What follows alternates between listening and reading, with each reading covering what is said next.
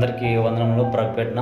ముఖ్యంగా ఈరోజు కొన్ని విషయాలు అదేమిటంటే, నిన్ను వలె నీ పొరుగువారిని ప్రేమించాలని యేసుక్రీస్తు వారు ఇచ్చిన రెండో ఆజ్ఞ ప్రకారంగా ఎవరైతే పాటిస్తున్నారో, పాటించట్లేదు, ఖచ్చితంగా ఆ యేసుక్రీస్తు చెప్పిన మాటలకు ఖచ్చితంగా అర్థం తెలుసుకోవాలి మనము. అదేమిటంటే, నిన్ను వలె నీ పొరుగువారిని ప్రేమించాలని యేసుక్రీస్తు వారు చెప్పాడు. కాబట్టి ఈ రోజుల్లో ఎంతమంది ప్రేమిస్తున్నారు పొరుగువారిని అనే విషయాలు ఖచ్చితంగా మనం పరిశీలించుకుందామండి. ముఖ్యంగా అసలు మనల్ని మనం ఎలా ప్రేమిస్తున్నామో మనకు తెలిస్తే కానీ ఎదుటోళ్ళని ప్రేమించే విధంగా మనకు తెలియదంట. నిజమంటారంటే నిజమే అండి.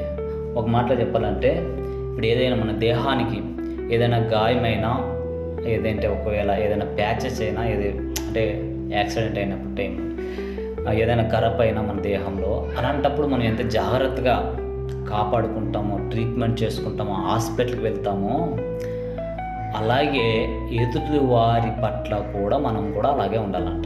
దాన్నే యేసుక్రీస్తు వారు అన్నాడు, నిన్ను వలె నీ పొరుగువారిని ప్రేమించు అనికేసి.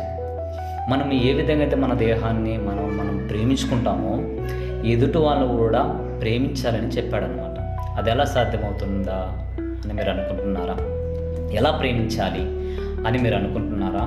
యేసుక్రీస్తు వారు మరి ఆయన బ్రతికిన కాలంలో ఎవరైనా అలా చేశారా? పొరుగువారిని ప్రేమించే వారికి ఉన్నారా? ఒకవేళ యేసుక్రీస్తు వారు చేశాడంటే పర్లేదండి, మరి యేసుక్రీస్తు వారు ఉన్న కాలంలో ఎవరైనా చేశారా అని మీకు ఒకవేళ ప్రశ్న వస్తే కానీ, బైబిల్లో ఒక ఆయన పొరుగువారిని ప్రేమించే వాడిగా ఒక వ్యక్తి కనబడుతున్నాడు మనకి. చూస్తారా? ఒకసారి చూడండి. లూకా సువార్తలోన 10వ అధ్యాయము 30వ వచనంలో చూసినట్లయితే, మనం ముఖ్యంగా లూకా సువార్త 10వ అధ్యాయం 25వ వచనము, యేసుక్రీస్తు వారిని కూడా ఒక ఆయన ఇలా అడుగుతున్నాడు. ఏమని అంటున్నాడంటే 10:25లో, ఇదిగో ఒకప్పుడు ధర్మశాస్త్రోపదేశకుడు లేచి, బోధకుడా, నిత్య జీవమునకు వారసుడగునట్టుకు నేనేమి చేయవలనో ఆయనను శోధించుచు అడిగాను. అంటే యేసుక్రీస్తు వారిని ఒక మాట అడిగాడు. ఏమని?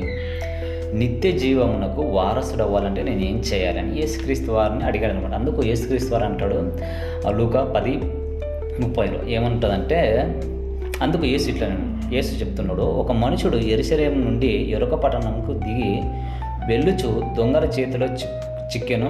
వారు అతన్ని బట్టలు దోచుకొని అతన్ని కొట్టి కోరా ప్రాణంతో విడిచిపోయేది. అప్పుడు ఒకడు యాజకుడు ఆ త్రోవను వెళ్ళుట తటసించను. అతడు అతనిని చూసి ప్రక్కకు పోయాను.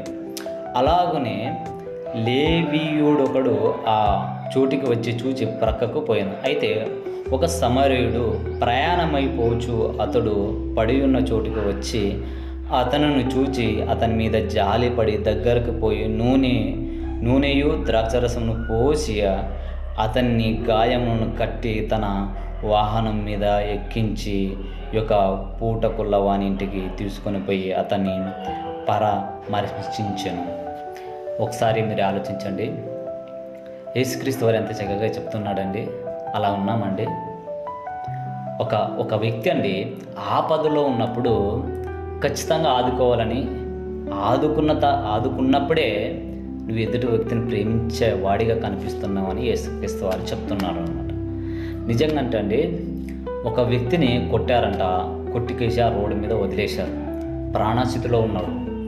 ప్రాణస్థితిలో ఉన్నప్పటికీ మామూలుగా రోడ్డు మీద ఒక ఆయన వచ్చాడు. ఎవరంటే యాజకుడు అండి. ఆ యాజకుడు రోడ్డు మీద వెళ్తుంటే ఆయన చూశాడంట. ప్రాణ స్థితిలో ఉన్నప్పటికీ ఆయన చూచి ప్రక్కకు వెళ్ళిపోయాడండి యాజకుడు. అలాగే మరో వ్యక్తి వచ్చాడు, ఆయనే లేవీయుడు. ఆయన కూడా రోడ్డు మీద వెళుతుంటే పక్కన పడి ఉన్న ఆ వ్యక్తిని చూసి, ప్రాణ స్థితిలో ఉన్నప్పుడు కూడా చూసి పక్కకు వెళ్ళిపోయాడు అనమాట, సైడ్కి వెళ్ళిపోయాడు. అలాగే మూడో వ్యక్తి వచ్చాడు, ఆయనే సమరయుడు అండి. ఆయన ఎప్పుడో ఒక మాట చెప్పాలంటే వాహనం ఉంది అక్కడ, మళ్ళీ ప్రయాణమవుతున్న సమయంలో ఆ వ్యక్తిని చూశాడండి. ఆ చూసిన వ్యక్తిని వెంటనే దయ, జాలి, కనికరం కరిగిందండి. ఆయన దగ్గరికి వెళ్ళి నూనె పూసి ద్రాక్షరసం అంటించి గాయములు కట్టాడండి. కట్టిన తర్వాత ఒక సేవకుడు ఇంటికి తీసుకువెళ్ళాడు అనమాట. అంటది పూటకుళ్ళ వాని ఇంటికి. అంటే మొత్తానికి దయ, జాలి, కనకరపడి ఆయన ఆదుకొని ఒక బండి మీద తీసుకొని పోయి ఒక సేవకుడి ఇంటికి అప్పచెప్పాడండి. మనం ఎదుటివారిని ప్రేమించేవారిగా ఉన్నామండి. ఒక కుటుంబంలో ఆపదలో ఉన్నప్పుడు ఆదుకునేవారిగా ఉన్నామా? యేసుక్రీస్తు వారు ఎంతోమంది కుటుంబాలను ఆదుకున్నాడండి. కానీ ఈ సమరయుడండి ఒక అన్యుడండి. ఈయన ఒక మాటలో చెప్పాలంటే చిన్న కులానికి సంబంధించిన వాడు. చాలామంది యూదులు అంటారు కదండి, అంటే యూదులకి వీళ్ళకి పడదు, వాళ్ళకి గ్యాప్ ఉంటుంది. ఇశ్రాయేలులో యెరూషలేం అన్న ఒక పట్టణంలో, యెరూషలేంలో పక్కన ఉన్న ఒక గలిలియా యెరికో పట్టణం మధ్య ఉండేది ఈ సమరయ అండి. ఈ సమరయుడు వచ్చి ఆయన ఆదుకున్నాడండి, ఆదరించాడండి. మరి ఈ రోజుల్లో పొరుగువారిని ప్రేమించే వారిగా ఉన్నామండి? లేవని చెప్పాలండి. యేసుక్రీస్తు వారు అదే అంటున్నారు. అదే నిన్ను వల్ల నీ పొరుగువారిని ప్రేమించాలంటే మొదటగా నీ ఏ విధంగా నీ దేహాన్ని ప్రేమించుకుంటావో నీ పొరుగువారిని కూడా అలాగే ప్రేమించుకోవాలరా. నీకు బాగలేకపోతే ఏ విధంగా అయితే హాస్పిటల్కి వెళ్ళిపోతావు, ఒకవేళ నీ దగ్గర అమౌంట్ ఉన్నప్పుడు ఎదుట ఉన్న వ్యక్తిని అలాగే ప్రేమించు అంటున్నాడు. అలాగే హాస్పిటల్కి తీసుకొని పోవు, అలాగే ఆదరించు అని కిషన్ చెప్తున్నాడు. ఈ రోజులు ఆదరించే వాళ్ళు ఉన్నారండి, సహకరించే వాళ్ళు ఉన్నారండి. మేము ఒక చిన్న గ్రూప్గా ఏర్పాటు చేసుకున్నామండి, నిన్ను వాళ్ళని పొరుగువారిని ప్రేమించాను.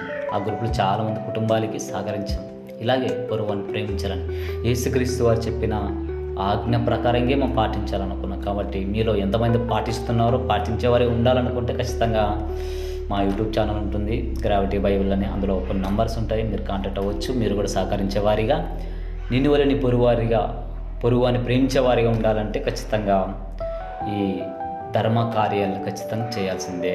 యేసుక్రీస్తు వారు చేయమని చెప్పాడు కాబట్టి చేద్దామండి. మనం బ్రతుకుతున్నంత కాలం కూడా నిత్య జీవానికి వెళ్ళాలంటే ఇలాంటి చెప్పండి ధర్మ కార్యాలు చేయాలి, నీతి కార్యాలు చేయాలి. కాబట్టి మనస్ఫూర్తిగా తెలియపరుస్తూ నా మాటలను ముగించుకుంటున్నానండి.